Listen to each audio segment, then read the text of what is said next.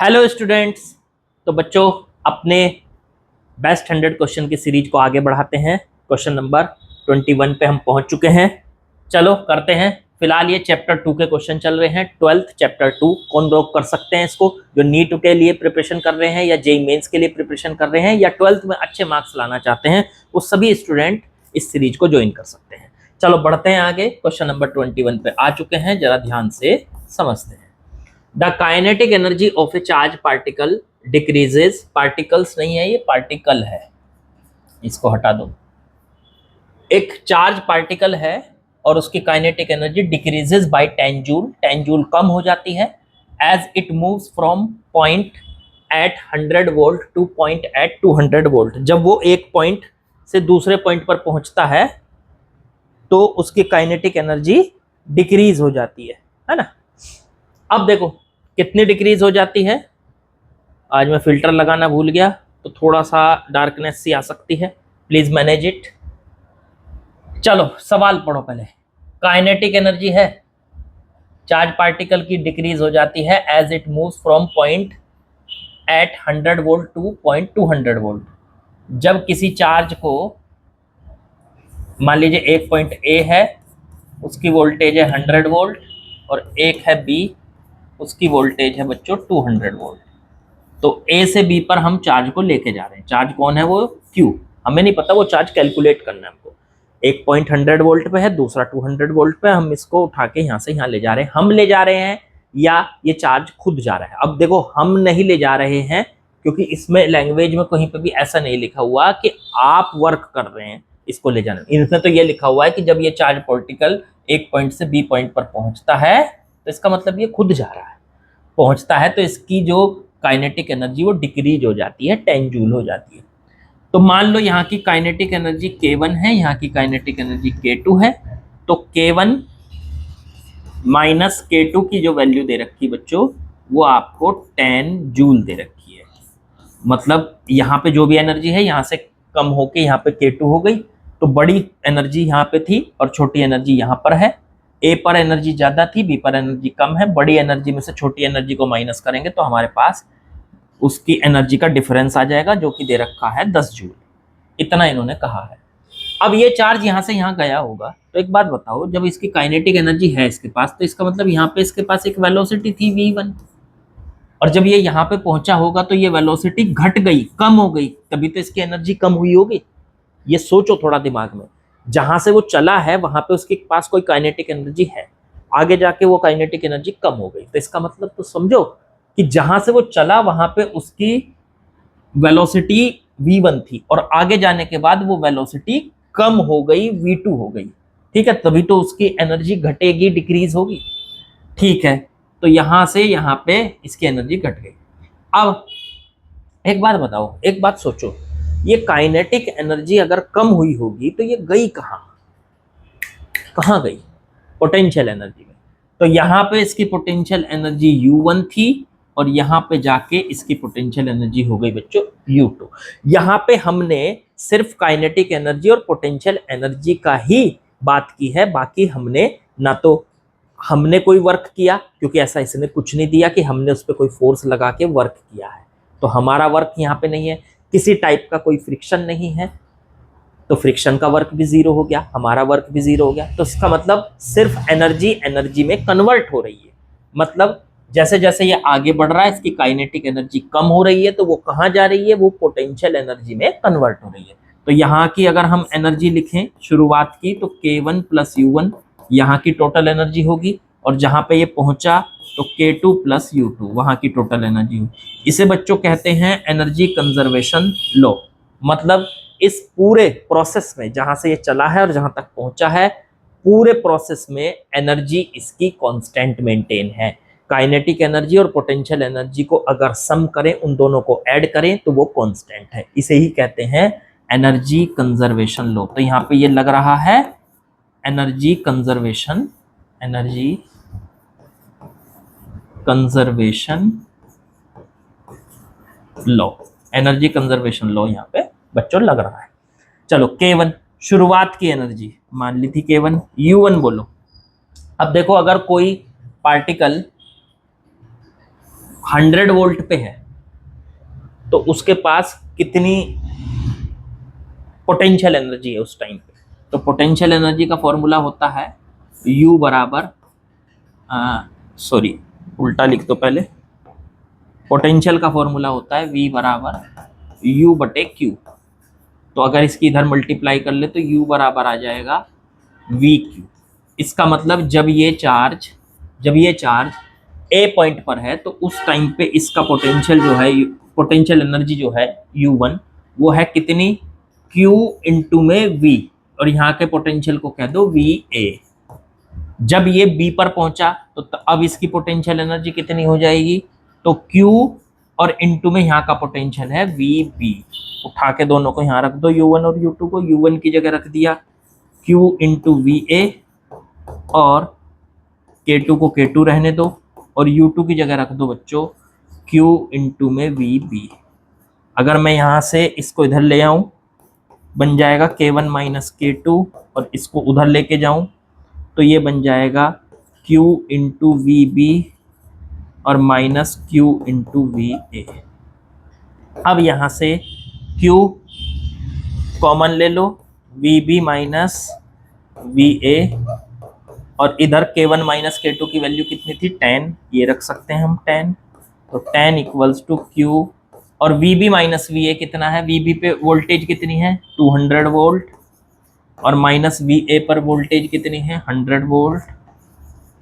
तो हम यहाँ पे इसको लगा सकते हैं, ये बना 10 is equal to Q, 200 minus 100 बचता है और इसके बटे में ले जाओ Q बराबर 10 बटे 100। इससे जब इसको डिवाइड करेंगे तो 0.1 कूलम। ये चार्ज आ चुका है बच्चों आपका 0.1 कूलम। इसी की वैल्यू निकालनी थी कि वो चार्ज कितना है जिसको A पॉइंट से B पॉइंट तक जाने में अपनी एनर्जी लॉस करनी पड़ रही है, या वो अपनी एनर्जी को लॉस कर रहा है। कितनी एनर्जी लॉस कर रहा है 10 जूल। तो मेरे ख्याल से आप लोगों को सवाल समझ में आ गया बच्चों।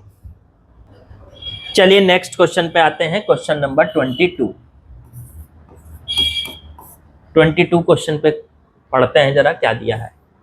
2 particles have equal masses of 5 gram each and equal and opposite charge 40 microcoulomb. Okay, they are released from rest with a separation of 1 meter. 1 metre के सेपरेशन से। तो चलिए इस क्वेश्चन का ना डायग्राम बनाते हैं, डायग्राम से बात बढ़िया से समझ में आएगी।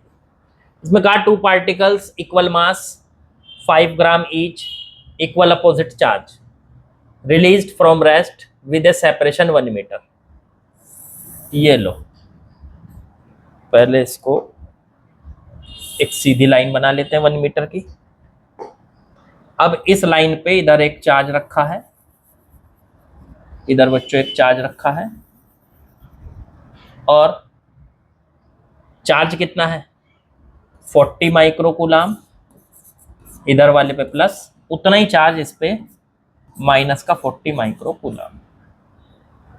दे आर रिलीज्ड फ्रॉम रेस्ट, मतलब रेस्ट से इनको छोड़ा गया। इसके पास स्पीड 0 है शुरुआत की और इसके पास भी स्पीड 0 है, दोनों की। अब इनको छोड़ दिया हमने, मास भी दे रखा है इसका, इसका भी m है, इसका भी m है, सेम मास है और m की वैल्यू दे रखी है आपको 5 ग्राम। ओके, अब यहां से सोचने की बात यह है कि जब आप इनको छोड़ेंगे तो होगा क्या। एक चार्ज, ये प्लस ये माइनस, प्लस और माइनस के बीच में होता है अट्रैक्शन, दोनों एक दूसरे की तरफ खिंचे हुए आएंगे, आते जाएंगे।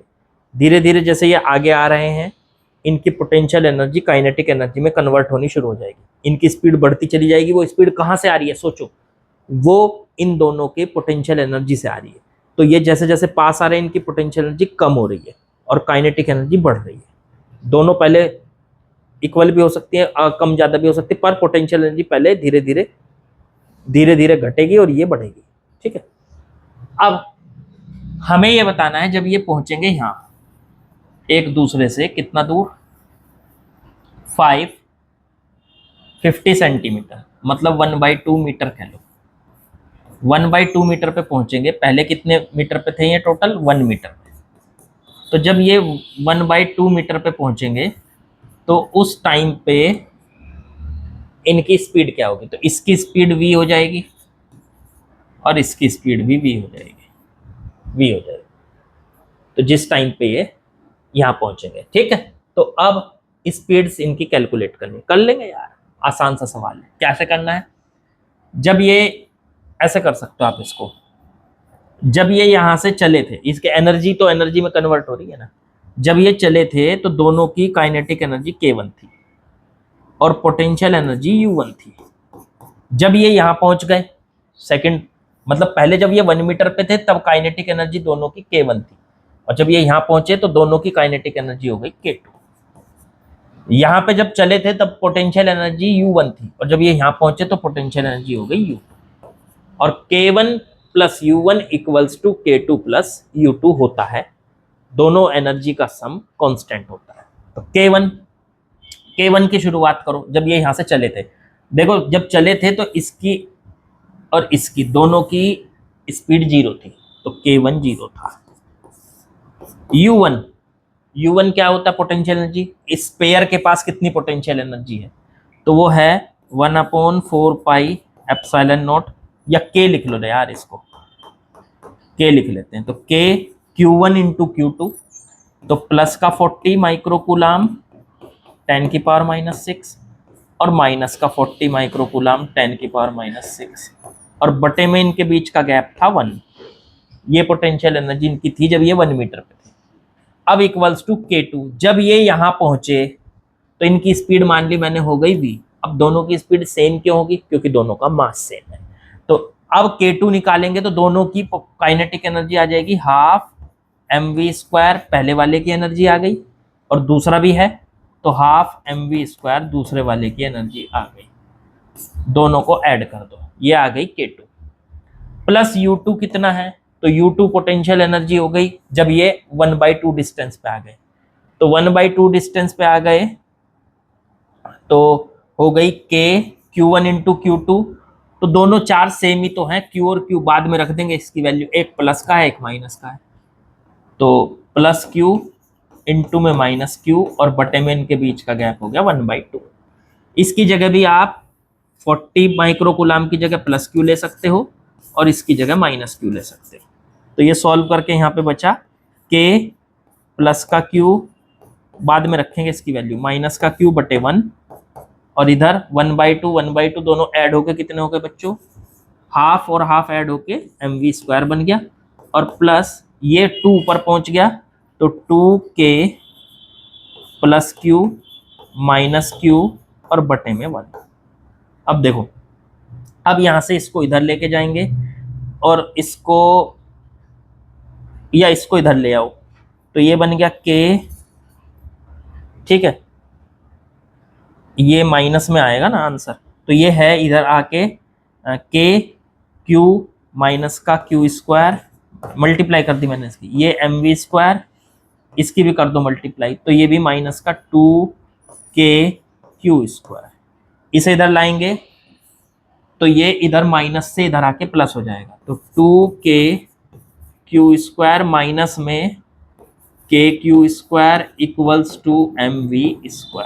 ये कितना बचा यहाँ से, k q² इक्वल्स mv², ठीक है। अब k की वैल्यू रख दीजिए, अब v निकालना है मेरे को स्पीड, तो m बटे में चला गया k q² बटे में m v² की वैल्यू, तो v की वैल्यू आ जाएगी अंडर रूट में k q² बटे में m।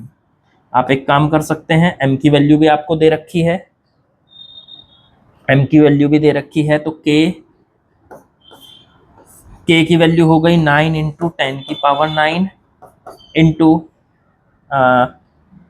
ये हो गया आपका q², तो q की वैल्यू कितनी दे रखी थी 40 इंटू में q तो बाहर आ जाएगा, बाहर ले लो इसको, q² बाहर आके q हो जाएगा खाली, और नीचे बचेगा m, ये बाहर ले लिया मैंने, q² अंडर रूट से बाहर निकल के q हो जाएगा, बटे m कितना दे रखा है 5 ग्राम, तो 5 इंटू 10 की पावर -3, ठीक है। तो ये सॉल्व करके आप निकाल सकते हो, देखते हैं कितना बैठ रहा है। इसे इधर सॉल्व कर लेते हैं। तो ये आ गया v,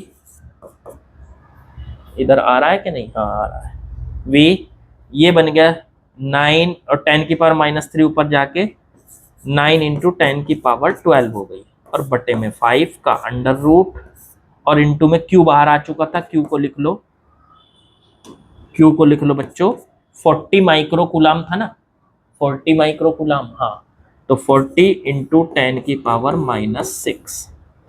अब 9 का अंडर रूट करेंगे तो हो जाएगा 3 इंटू 10 की पावर 12 का अंडर रूट करेंगे 10 की पावर 6, और बटे 5 का अंडर रूट करेंगे तो अंडर रूट 5 इंटू में 40 10 की पावर -6 प्लस 6 -6 कट गए, ये आ गया 120 और बटे में अंडर रूट 5 मीटर पर सेकेंड।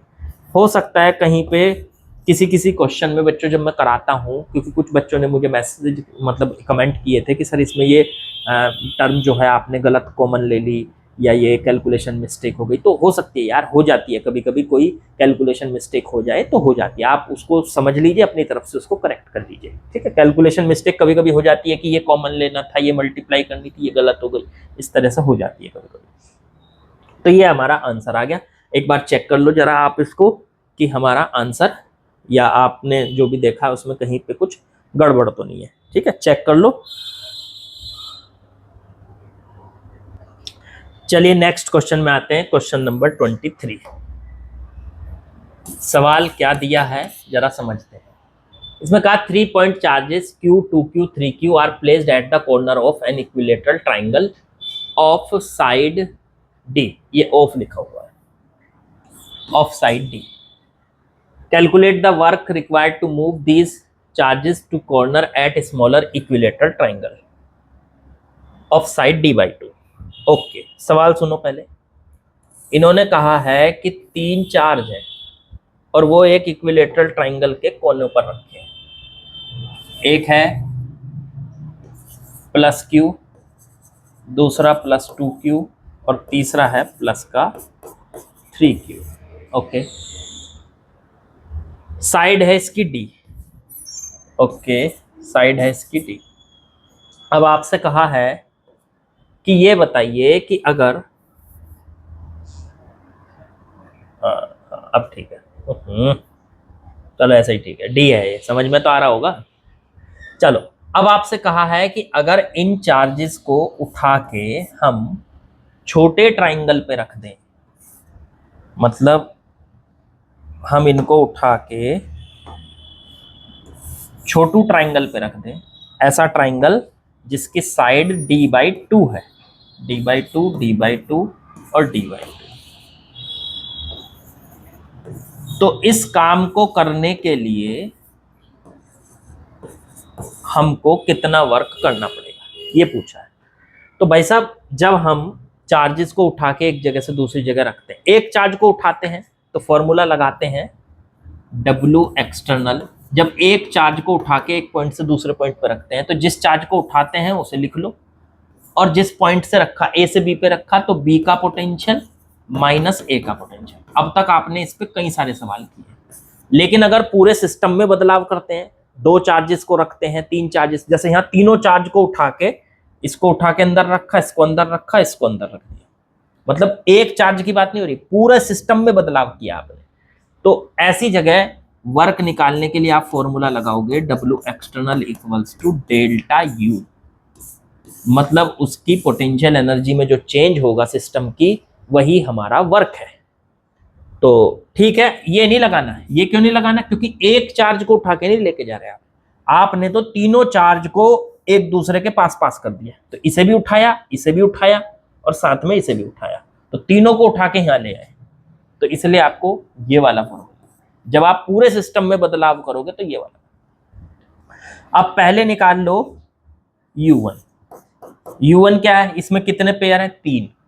तो तीनों पेयर की एनर्जी, पहले इस पेयर को ले लो, तो K Q इंटू में 3Q और बटे में इनके बीच का गैप D, प्लस दूसरा पेयर ये रहा, तो दूसरा पेयर है K इंटू में Q इंटू में 2Q और बटे में इनके बीच का गैप D। फिर तीसरा पेयर, तो ये है K इंटू में 3Q इंटू में 2Q और बटे में इनके बीच का गैप D। सबको ऐड कर लो, K Q स्क्वायर बटे D कॉमन ले लो, अंदर कितना बचा बच्चों, यहां से बचा 3, यहां से बचा 2 और यहां से 3 इंटू 2 हो गया 6। इसे सॉल्व कर लो तो ये आ गया 11K Q स्क्वायर बटे में D, ये डेट इज U1। ये आ चुका है जब ये तीनों चार्ज ट्राइंगल के कॉर्नर पे रखे हुए थे, तो उस टाइम पे इसकी टोटल एनर्जी कितनी थी। अब इन्हें कर दिया छोटे ट्राइंगल पे शिफ्ट, अंदर शिफ्ट कर दिया इनको उठा, तो अब इनकी एनर्जी हो गई मान लो U2। अब U2 निकाल लो, तो U2 निकालने के लिए फिर पेयर बनाओ एक, तो K Q इंटू में 3Q और बटे में D/2, इस बार D/2।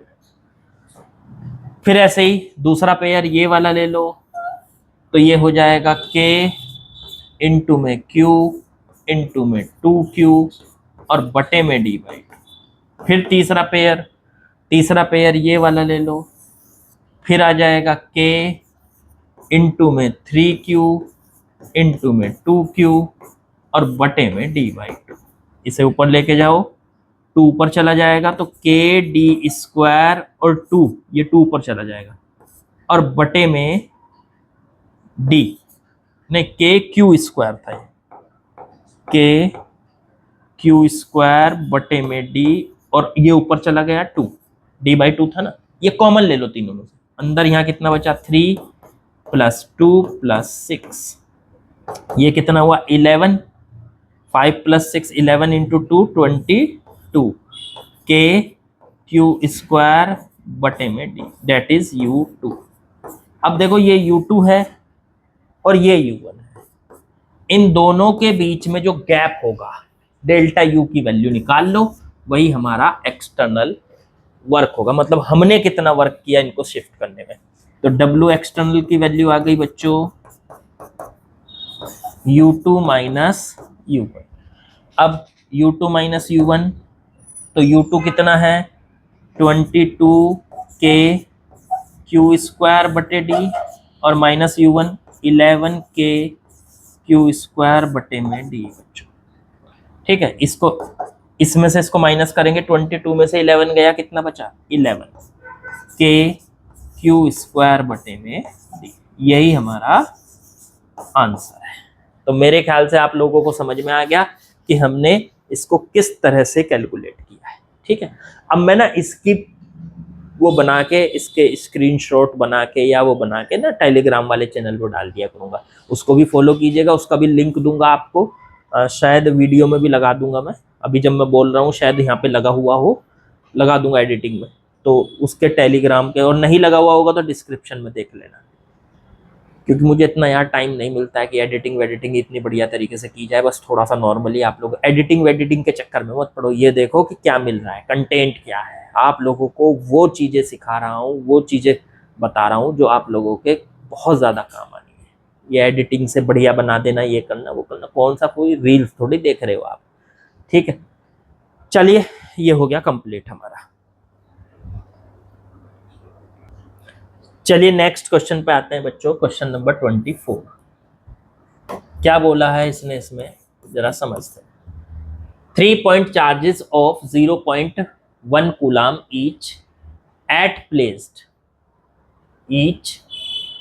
प्लेस्ड एट, ये हटाओ, ये कुछ नहीं, each placed at the corner of an equilateral triangle with side 1 meter. If this system is supplied energy at the rate of 1 kilowatt, how much time will be required to move one of the charge on the midpoint? One of the charges, how much time will be required to move one of the charges on the midpoint of the line joining the two other? Okay. देखो सवाल सुनो क्या दिया है। 3 charge हैं equilateral triangle के corner पे रखे हुए, ठीक है, ठीक। एक चार्ज ये रहा, तीनों को क्यू मान लो क्योंकि तीनों सेम दे रखे हैं। ये भी क्यू, ये भी क्यू, और क्यू की वैल्यू दे रखी है 0.1 कूलम, ये दे रखी है। फिर बोला इन्होंने इसकी जो साइड लेंथ है वो है 1 मीटर, ये 1 मीटर का है, ये साइड 1 मीटर की है, ये साइड 1 मीटर की है, ठीक है। अब इन्होंने कहा कि तीनों में से एक चार्ज को उठा के हम जब अब इसको एनर्जी कितनी सप्लाई कर रहे हैं, at rate 1 kilowatt energy supply कर रहे हैं। अच्छा देखो सुनना जरा, पहले ये तीनों चार्ज रखे हुए हैं, मैं पूरा बता देता हूँ कि ये क्या दिया है। तीनों चार्ज ट्राइंगल के कॉर्नर पे रखे हैं 1 मीटर के उस पर, ठीक है। अगर एक चार्ज को उठा के यहाँ से यहाँ पे शिफ्ट करना है, मतलब बाकी के जो दोनों चार्ज है ना उनके मिडिल पॉइंट पे यहाँ, तो यहाँ से उठा के इसको यहाँ शिफ्ट करना है, इस चार्ज को उठा के यहाँ से यहाँ शिफ्ट करना है, तो हमें कितना वर्क करना पड़ेगा अगर हमको एनर्जी मिल रही है 1 किलोवाट की, मतलब एक सेकंड में 1 किलो जूल की एनर्जी मिल रही है। 1 किलोवाट का मतलब ये तो पावर है, ये बाद में देखेंगे इसको, पहले आप ये निकालो कि हमें ये बताना है कि कितना हमें टाइम लगेगा इसको यहां से यहां तक लाने में। आप सवाल को समझे ना, दोबारा समझाता हूं, सवाल में कंफ्यूज नहीं होना। 3 चार्ज रखे हुए हैं ट्राइंगल के कॉर्नर में, ठीक है। एक चार्ज को बाकी दोनों के बीच में लाके टिकाना है, ठीक है। अब इस काम को करने के लिए आपको एनर्जी दी जा रही है। भाई आप यहां से यहां पे आप इसको लेके आओगे तो आपको एनर्जी की जरूरत, आप वर्क करोगे ना, तो वर्क कहां से मिलेगा, आपको एनर्जी से मिलेगा। तो यहां से यहां तक लाने में जो आप वर्क करोगे, उस वर्क को करने के लिए आपको एनर्जी की जरूरत है, तो वो एनर्जी मिल रही है हमको इस रेट से, ठीक है। इस रेट से एनर्जी हमको यहां से यहां तक आनी। तो अब ये बताना है कि इस काम को करने में हमें कितना टाइम लगेगा, इसको यहां से यहां तक रखने में हमें कितना टाइम लगेगा। तो एक काम करो ना, पहले यहां से यहां तक अपना किया हुआ वर्क निकाल लो कि हमें कितना वर्क करना पड़ेगा, और फिर जितनी एनर्जी हमें मिल रही है उसके हिसाब से टाइम निकाल ले। तो पहले हमें यहां से यहां तक जाने में वर्क निकालना, मान लो मैं इस पॉइंट को ए कह दूं, इसको बी कह दूं, तो इसको यहां से यहां तक ले जाने में किया हुआ वर्क मेरे को निकालना। तो इसे करने के लिए क्या करेंगे, एक चार्ज को उठा के रखने में आप सिंपल सा कंसेप्ट यूज कर सकते हो, ये वाला W एक्सटर्नल। किसी भी चार्ज को उठा के एक पॉइंट से दूसरे पॉइंट पर रखने में कितना वर्क करना पड़ता है, तो Q इंटू में VB माइनस V है, VB माइनस V है। लेकिन उसके लिए A और B पॉइंट की आपको पोटेंशियल पता होनी चाहिए। तो यहां का पोटेंशियल पता है, यहां का पोटेंशियल पता है, हाँ पता है। कैसे पता है, ये यहां से कितनी दूर है 1 मीटर, इससे भी कितनी दूर है 1 मीटर। तो यहाँ पे जो पोटेंशियल होगा VA, वो किस किस की वजह से होगा, एक तो इसकी वजह से और एक इसकी वजह से। क्यों सर, इस पे जो ये रखा ना उसे नहीं लेना, जिसको उठा के ले जाना है उसे इंक्लूड मत करो। ए पॉइंट पर जो पोटेंशियल है वो 2 चार्जेस की वजह से, एक तो इसकी वजह से और एक इसकी वजह से। अब इन दोनों चार्जेस की वजह से कितना है निकाल के यहाँ पे लिख दो, तो वो कितना है, तो वो हो गया KQ, ये वाला चार्ज, और बटे में यहां से यहां तक की डिस्टेंस 1। फिर ऐसे दूसरा, यहां से कितनी दूर है 1 ही है, तो KQ और यहां से यहां तक की डिस्टेंस 1, दोनों को ऐड कर लिया तो यहाँ पे टोटल पोटेंशियल कितना आ गया 2KQ। वैल्यू बाद में रख देंगे K और Q की। तो यहाँ A का पोटेंशियल तो आ गया। सर B का निकालो, B का, VB। तो VB क्या है, यहां से यहां तक कितना है 1/2 डिस्टेंस, यहां से यहां तक की डिस्टेंस भी 1/2। तो VB की वैल्यू निकालेंगे तो K, B पर भी पोटेंशियल किस किस की वजह से होगा, एक तो इसकी, तो इससे कितनी दूर है ये पॉइंट, तो KQ, और बटे में डिस्टेंस 1/2, प्लस इसकी वजह से इससे भी कितनी दूर है 1/2, तो KQ, और बटे में इन दोनों के बीच की डिस्टेंस 1/2, तो इसके बीच का गैप है 1/2। इसे ऊपर लेके जाओ तो 2k³ और यहाँ पे भी 2k³ और दोनों को ऐड कर लो तो 4k³, that is VB। B का पोटेंशियल पता चल चुका है, ए का पोटेंशियल पता चल चुका है, ये रहा ए का। तो दोनों के बीच में जो गैप है उसको यहां रखना पड़ेगा। तो अब मुझे यहां से ए से बी तक इस चार्ज को ले जाने में कितना वर्क किया गया, मैं इस फॉर्मूले से निकाल सकता हूं। अब ये क्यू तो है मेरे पास, जिस चार्ज को उठा के ले जा रहे हैं क्यू है। बी का पोटेंशियल ये रहा 4k³ माइनस ए का पोटेंशियल देखो ये रहा 2k³, दोनों को आपस में माइनस करेंगे तो q 4k³ 2k³ तो 2k³, इसका इससे कर दो मल्टीप्लाई तो 2k³², ये आ गया हमारा किया हुआ वर्क। इतना वर्क हमें करना पड़ेगा भाई साहब, इसको यहां से यहां रखने में इतना वर्क करना पड़ेगा। अब ये सारा वर्क हमें मिल कहां से रहा है, इस एनर्जी से। ये जो एनर्जी हमें सप्लाई की जा रही है किलोवाट, मतलब पावर सप्लाई की जा रही है। पावर का फॉर्मूला क्या होता था, एनर्जी, पावर का फॉर्मूला होता था वर्क बटे टाइम, तो वर्क बटे में टाइम। अब पावर जितनी हमें सप्लाई की जा रही है पावर, वो है 1 किलोवाट, तो पावर की जगह लिख दो 1 किलोवाट। और वर्क हमने कितना किया, इतना किया 2k³ बटे में टाइम टी की वैल्यू निकाल लो, तो टी यहां जाएगा और ये 1 किलोवाट इसके बटे में चला जाएगा, तो 2k³ बटे में 1 किलोवाट। अब 1 किलोवाट को सबकी वैल्यू रख दो, तो टाइम आ गया 2k, k की वैल्यू 9 × 10⁻⁹, Q की वैल्यू चार्ज कितना था ये 0.1 कूलम, 0.1 का स्क्वायर और बटे में 1 किलोवाट, तो 1 × 10⁻³ किलोवाट को वाट में चेंज कर लिया।